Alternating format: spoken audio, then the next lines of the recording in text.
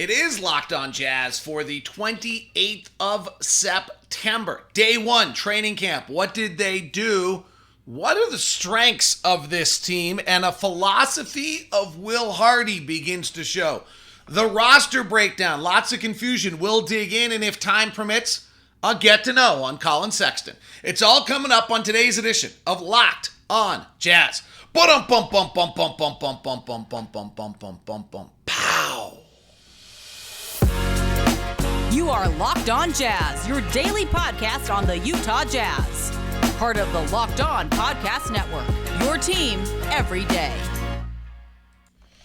How are you? I'm David Locke, radio voice of the Utah Jazz, Jazz NBA insider. This is Locked On Jazz, your daily podcast on the Utah Jazz, giving you insight, expertise, geeky numbers, and hopefully making it way better to be a Jazz fan each and every day. Thanks so much for making Locked On Jazz your first listen of the day.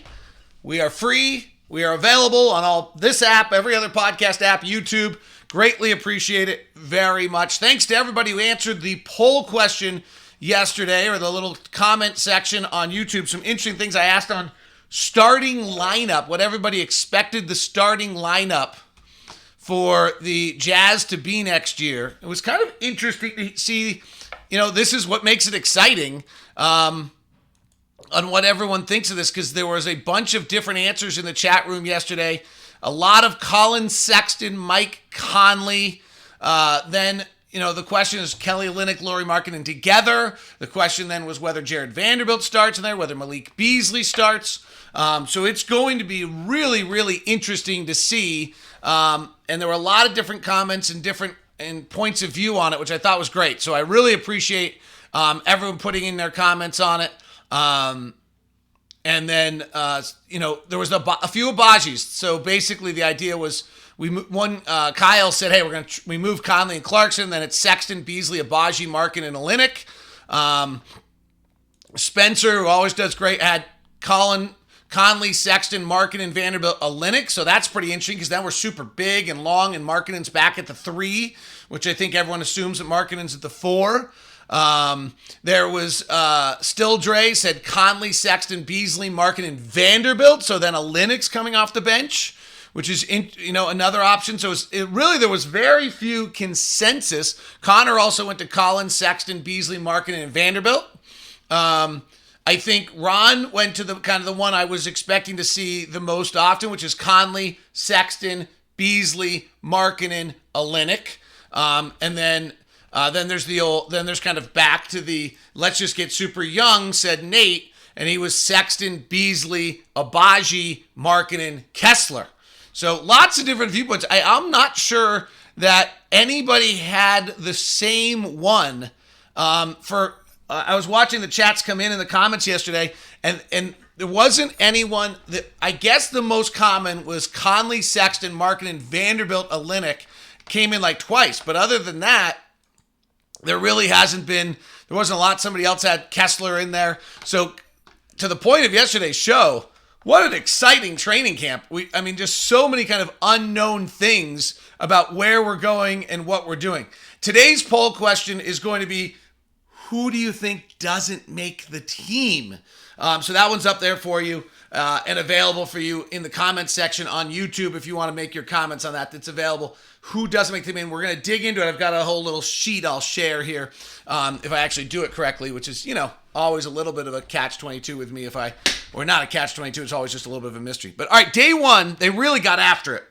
They had refs there. They had 2 refs in there. And we walked in to see practice afterwards, and they were dripping sweat. So the refs had gone hard. It sounded like they came in and opened up with an early stretch of DLSF, and then right away a 5-minute game. Boom, let's get right after it. Played a bunch of other 5-minute games, and before they finished with an entire quarter, it sounded like.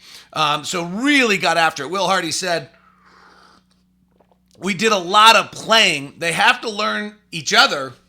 His early goal of camp, and I talked to Will about, the different setups of camp, and the way he sees it is right now, they've got to get to know each other and get some structure. We'll try to put some things in for our first 2 preseason games. Then when they come back, he's got a week long before another preseason game, so he'll tweak and adjust to what kind of they learned in the first 2 preseason games. play those 2 games, and then they've got 4 days to get ready for the season. So kind of a 3-part schedule here for the Jazz in their training camp and the way it's done out. So this is kind of the opening, and what he said I thought was really interesting, and this is beginning to get some insight into Will Hardy's philosophy. So he said, first thing is we want them to play a lot in camp. One, if you're going to get in shape, you're only getting in shape by playing basketball. You're not doing it by running or something else. Like basketball is how they're getting in shape. And it's going to be on the court. So a lot of time playing in training camp, and that from the talking to the players yesterday, Kelly Olynyk, Saban Lee, and Will himself, that was clear that they got after it yesterday with a bunch of different kind of scrimmages and things of that nature. Some interesting comments by Will Hardy. 3 of them, in fact. One was, it's time, they've got to learn each other. Like, second, they have to learn how to solve with each other. In other words, I don't have 48 timeouts. I'm not calling timeout every minute. They're going to be out there. They're going to have to solve and learn each other well enough to solve their problems themselves. And then the third one that I loved that he said yesterday was that he's got to get them enough structure here in the opening days to settle their minds so they can play. And so that to me was a little, so beginning to get the idea of like, okay, so early here, we're going to give you enough structure so that we settle your minds. We don't want to give you so much that like you're just overwhelmed and you're frozen by it. And then the next aspect of it is that we've really got to get you guys learning yourselves. None of you have really played together and know who you are and have that relationship. So I thought that was super interesting from that standpoint of what he had to say there. The other one was I asked him, there's 2 different kind of points of view on how you can do things. And so one of them is you decide, hey, we're young, we don't know each other particularly well. We're going to go just master this one thing defensively. We're going to go master these 2 things offensively, but we're going to be super limited. This is a common approach. And then as we get older and develop and we master those, then we'll start adding progressively. So there's kind of 2 schools of thought. I asked Will about that, and it's a little bit of an oversimplification, and Will said we're going to try to be in the middle. And so what he said about this, though, is he said if you look at this team's strengths, there's 2 things that he thinks this team is really good at. One is, offensive skill set. Like, it's a pretty good offensive team overall. And then the second was that we have roster versatility. That you really look at the players, they're not set into individual positions. They're not set into individual, they have multiple, like Malik Beasley can play up and down. Jared Vanderbilt can play up and down the list. Balmero on the other end, like probably can play multiple positions here. Probably some sequence of a 1 to 3. So you other than maybe Zeller, Azubuike, Kessler, you don't have, and maybe Olynyk at this point in his career, you don't have guys that are just stuck to one position. So he believes that the strengths of this Jazz team are 1, their offensive ability, and 2, their versatility.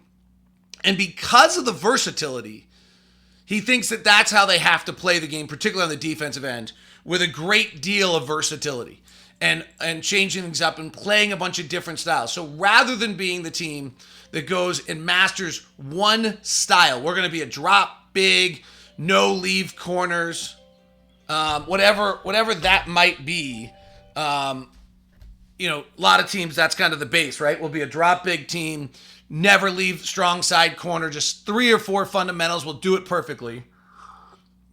The feeling I got from talking to Will Hardy yesterday is that we're going to have much more versatility because that's what makes this team good. Skilled offensively, versatile defensively, not a lot of players in set positions. He said, hey, we have guys that are certainly better at some things than others, and therefore we're going to have to put them into those positions. And so you're seeing him maybe bend and alter what we're doing. Now, here's an example. Like if you're going to play Jared Vanderbilt at 5, you're then a switching defense. If you're playing Walker Kessler at 5, you're now a drop big defense. You don't want to put Walker Kessler too far out on the perimeter. If you're suddenly playing the lineup that a bunch of guys had in the chat room yesterday of Sexton, Beasley, Markin, and Vanderbilt and Olynyk, we might be a zone, right? You're pretty big. You might play zone because I don't really think that you want everyone's like Markin and Olynyk guarding a space might not be the greatest thing ever for you in multiple circumstances. And so then you alter a different way you play in that. So I thought a really interesting kind of day one, learning a little bit of what we're learning to see the philosophies and aspects of who this team are. And the biggest takeaways was, they got to learn each other. He's got to settle their minds. And that the versatility is a strength, and that's how Will Hardy's building the team right now. So some really interesting aspects there. Today's show, we'll look at the roster, by the way. I brought it up at the end of the show yesterday. I kind of did it in a sloppy fashion. So we're going to try to look at the roster. Here it is, of what everyone, where their positions are, who makes the team, who's definitely in, who's not. So we'll look at that as we continue and try to get a vibe on like who's battling for what training camp spots in these next 4 preseason games, which is pretty incredible. We haven't had this in a while. Such an interesting preseason we have coming up here for the Utah Jazz. Today's show is brought to you by my friends over at Murdoch Hyundai, located at 4646 South State Street, also located in Logan and in Linden. The Hyundai lineup of cars, unprecedented of what you can get for your dollar. As you guys know probably by now, I have just a basic Hyundai used car lot at my house right now. I'm driving a Sonata, which is a fabulous sedan. I really, if you're looking for a sedan, I can't imagine getting more bells, more whistles, more drive power, all those kind of things from a car, and at the price that this is right now. Then we just bought the Ioniq, which is the electric car, wanting to have us, that's self-explanatory. And we've got 2 of the Santa Fe's. So really just absolutely fabulous lineup of cars. 150 new available Hyundais right now as they are beginning to get the supply chain back in line for you. So the Santa Fe, the Tucson, the Little Kona, all available. If you're going to stop by any of the locations, please email me first at dlock09@gmail.com. That's dlock09@gmail.com so we can get you the VIP experience with Cam in Murray, with Jake in Linden. We'll make sure we take care of you in all those regards. Today's show is also brought to you by our friends at BetOnline. BetOnline.net, where you can get all your odds, news, information, NBA odds. I am mesmerized. I brought it up yesterday in the show. I think this is where this league is just so different than it really maybe has ever been. That you've got the Warriors, the Celtics, the Bucks, the Nets, the Clippers, all at under 1,000 to 1. The 76ers could win this thing at 1,600 to 1. It's not a lot to make me think the Nuggets could win this thing at 1,800 to 1. The Lakers are probably a stretch at 22. If Luka becomes the MVP, is Dallas that big a stretch at 25? Like the other one they have is conference futures. So who's going to win the Western Conference? I could make an argument on 9 teams getting to the Western Conference Finals this year, and a legitimate argument that 9 different teams could make the Western Conference Finals. Now, that's not winning the West, but they have it as Golden State at plus 325, Clippers at plus 375, Suns at 550, Lakers at plus 700, which they're not good. I think they're the 9th best team, maybe 8th best team. I'll be running my points gain numbers here, and we'll look at list of 242 as well as we get closer. List of 240 is how many rosters have 240 minutes of NBA minutes on their roster. The Nuggets at plus 850. Murray and Porter come back and are healthy. That's totally legit. Memphis at plus 1,100. They were totally legit last year. Dallas with Luka at plus 1,200. Totally legit. Rudy's going to win a lot of regular season games for Minnesota at plus 1,400. And it only takes a minute to have Zion get hot and Brandon Ingram to make Minnesota at plus 1,800. And then it falls off the map. Then it's Portland at plus 5,000 and the Kings at plus 8,000. We're at plus 20,000. So I think that's a stretch. But it's all at betonline.net. Thanks so very much for making Locked On Jazz your first listen of the day. As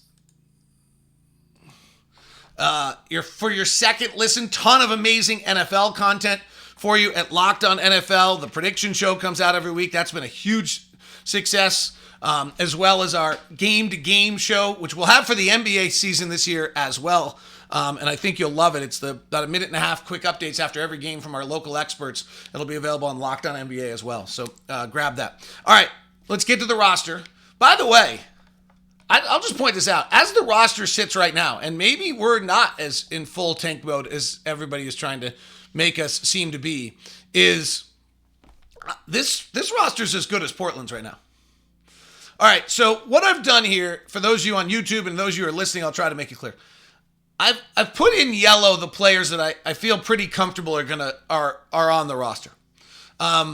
So that's Mike Conley, Colin Sexton, Malik Beasley, Lauri Markkanen, Kelly Olynyk, Jordan Clarkson, Simone Fochecchio, Ochai Agbaji, Jared Vanderbilt, Walker Kessler, and then I added the 11th, which is Talen Horton-Tucker.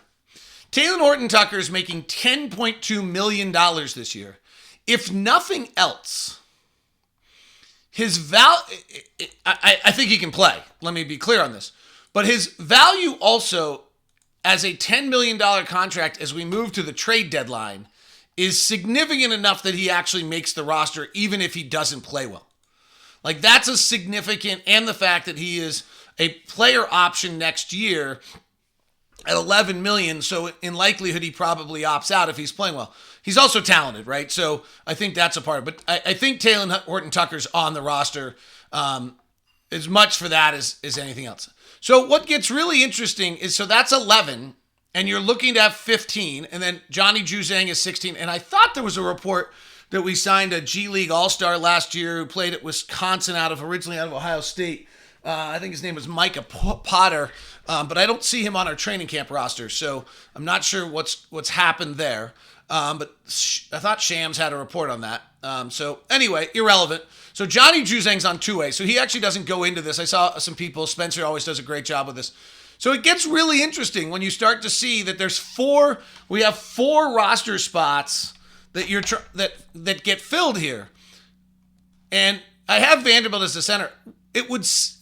Rudy Gay's $6.2 million and a player option for next year seems like he would be like one of the more likely guys to make this roster. He had a funky year last year. He really is trying to build himself back.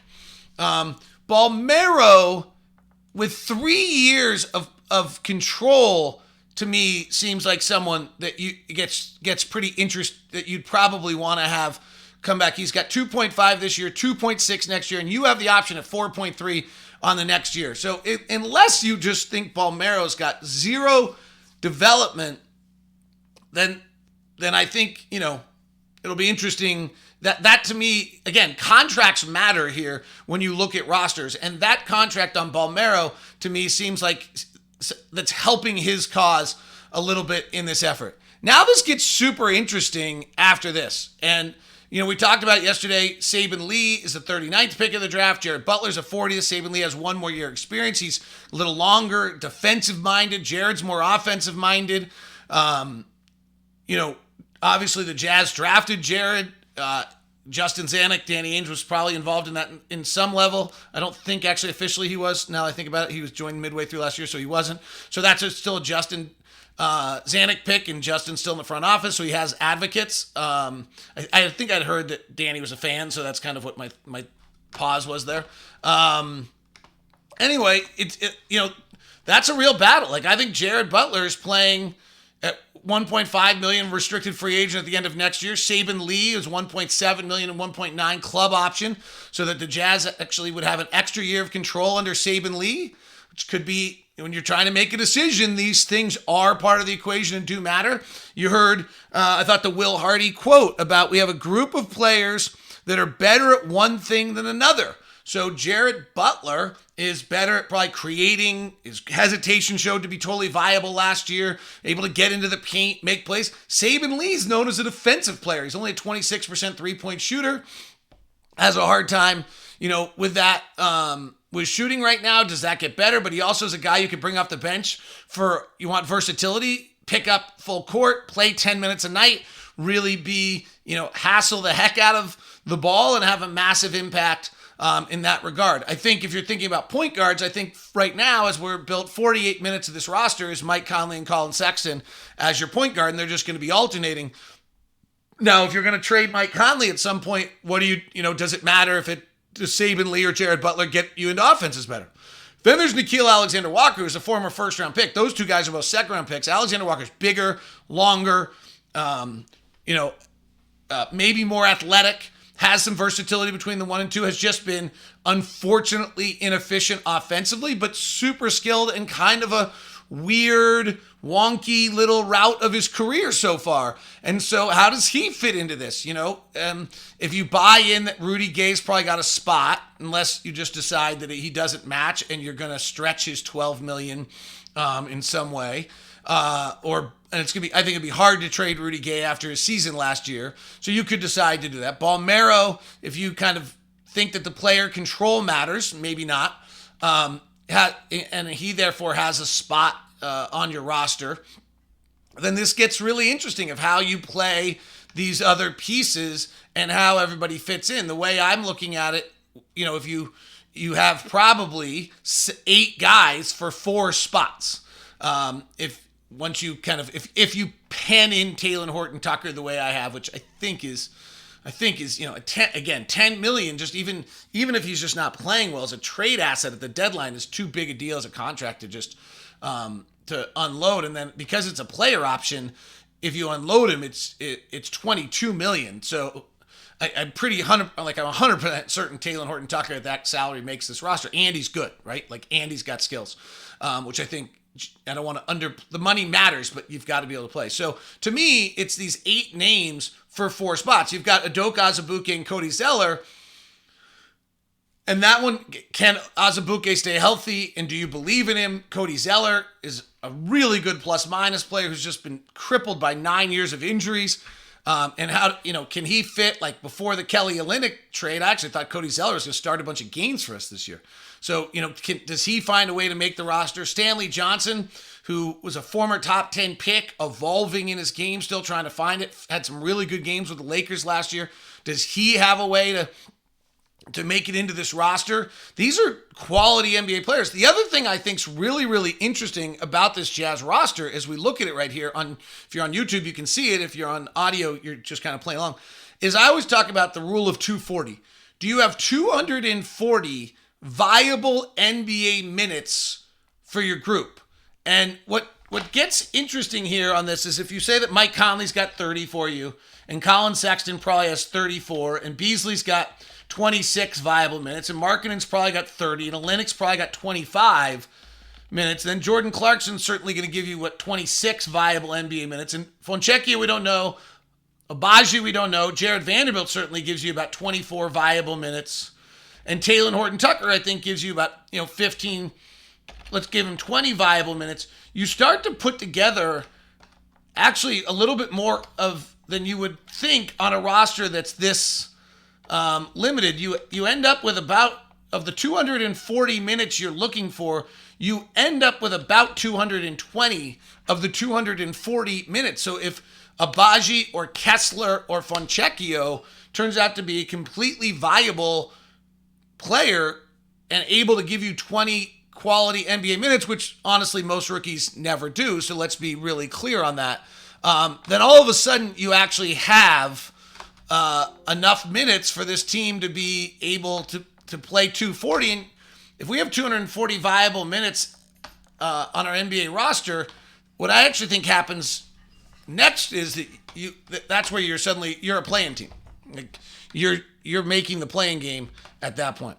All right, it is Locked On Jazz, your daily podcast on the Utah Jazz. That'll be super interesting to see how that plays out. One thing I want to do in our final segment each day moving forward is kind of let you get to know kind of one of our players and who they are. And so based on my prep and some of their skill sets and what they are, and we're going to do Colin Sexton today. We'll talk about Colin Sexton and who he is and some of his background and things of that nature as we continue here on Locked On Jazz. So Sexton, the young bull, will probably be our leading scorer this year, right? Like that's probably his his role more than anything else is he's going to be the guy we're relying on to do the most scoring, make the most plays, and he averages 20 points a game in his NBA career. So this is not a big leap that we're asking out of Collin Sexton. He only played 11 games last year, but in the 2021 season, he averaged 24 points a game, 3 rebounds, 4 assists. He shot 48% for the field. He shot he shot 48% from the field, 37% from 3, and 82% from the free throw line. So he's not, like, I know the Donovan comparison is probably one we want to stay away from and not talk about a lot, but it's actually, there's some like kind of understanding of who we're talking about as a player. So Sexton is not as good as, nowhere near the shooter that Donovan is. That's probably like the biggest difference, but he can get into the paint, he can draw fouls, he can do some pretty terrific things in scoring, and is a bona fide scorer. From a shooting standpoint, the NBA did a nice little thing for me. So as a career catch and shoot guy, he's at 41%, which is bona fide. His off the bounce shooting is only 34.5. I was surprised his catch and shoot's that high. Like, that's a really big time number at 41% on catch and shoot. So Sexton, interestingly, for his career, is the best catch and shoot guy we have on the roster. So suddenly playing off Mike Conley seems like a really viable thing. Conley's at 40%. So I didn't know that about Sexton. That was a surprise for me to learn. And so as much as we always think about him not being as good a shooter as Donovan, those numbers actually are not going to be dramatically different.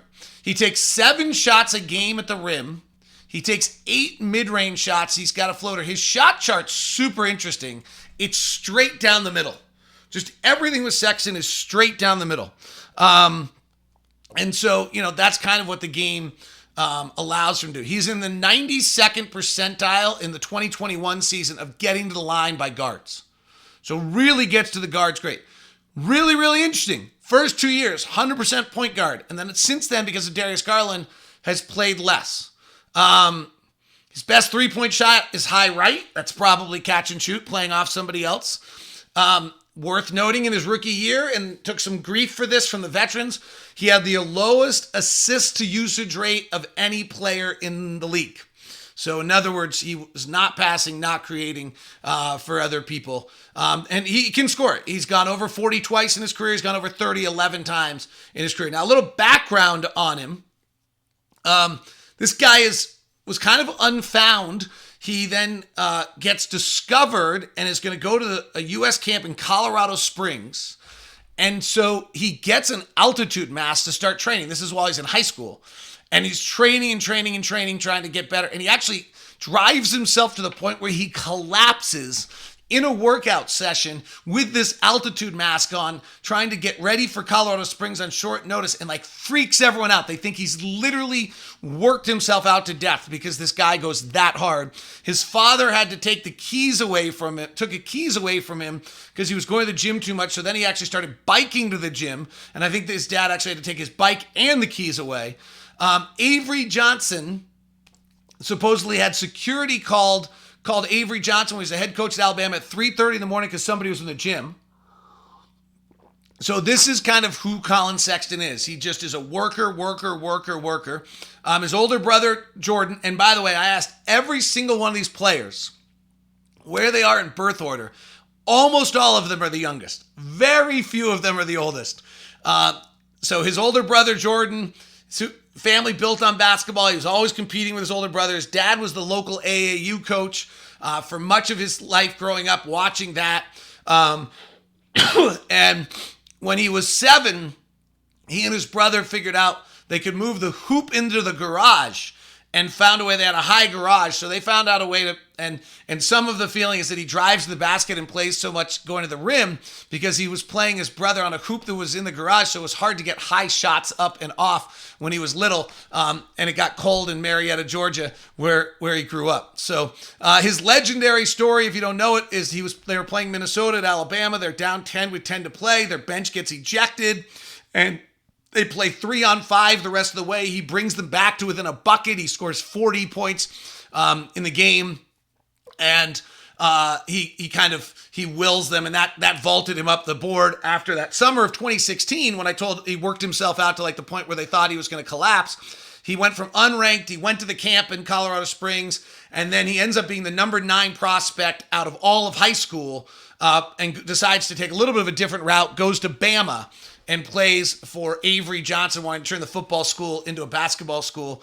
He definitely ignited them while he was there. And the final note on him, like if you think he's got a little competitive juice to him, he gets traded in the Kyrie Irving deal. So when Kyrie Irving went to Boston from Cleveland, Boston's pick is what came back to Cleveland, and they use it to draft Collin Sexton. So he's Kyrie's replacement. His career high 42 is the night in which Kyrie returned to Cleveland. He scores 20 straight at one point in that game and completely takes the Thunder away from Kyrie Irving. So that's a little bit on Colin Sexton. We'll do that as our final thing each day throughout all of training camp on one of our players, so you can just get a little bit more background on who they are as we get to learn them and who they are. We'll look at Malik Beasley probably tomorrow. So hope you enjoyed that. If you got any other things you really want during camp and as we get going, the schedule, I'm here every day. Then we leave Saturday to go to Edmonton, play Sunday against Toronto. We go to Portland. We'll be in Portland on Monday, and then Tuesday we play the Blazers and get ready for that. Then before that, we come home. Then Wednesday, Thursday, Friday, they're all off. And then all the way for 7 days. So that's Will Hardy's second kind of training camp right in there. Thanks so much for tuning in to Locked On Jazz today and making it your first listen. Locked On NBA Big Board. Rafael Bartlow is traveling the world with Victor Wembanyama, and you can find out what he's seeing from all of that. He's out in Paris right now, and that's all at Locked On NBA Big Board. Have a good one.